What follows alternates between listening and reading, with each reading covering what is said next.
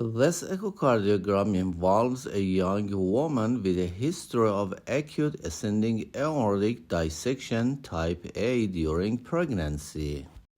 She urgently underwent dental surgery, and both she and her fetus were saved.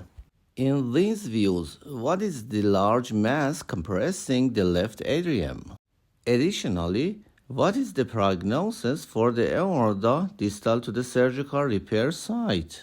Following surgical repair of an ascending aortic dissection, the descending aorta may develop complications such as dilation of the false lumen.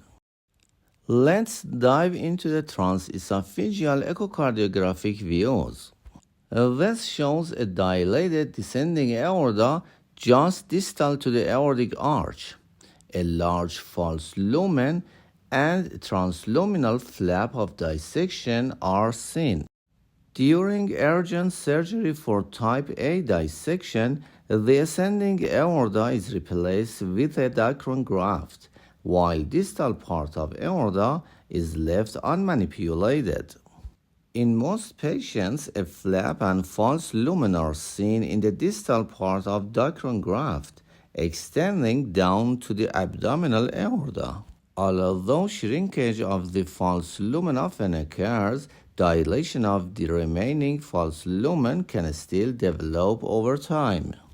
In this view, a large false lumen and a very small true lumen are observed.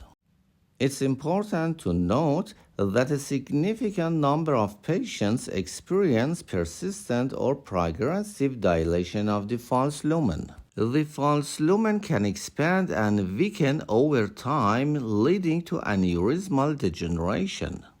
This is the defect in the flap which serves as the site of communication with the true lumen.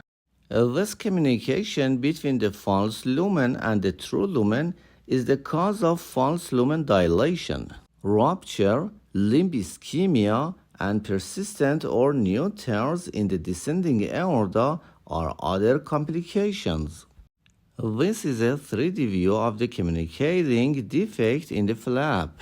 What is important in this view is that a very large lumen is the false lumen, while the small red-colored flow indicates the true lumen.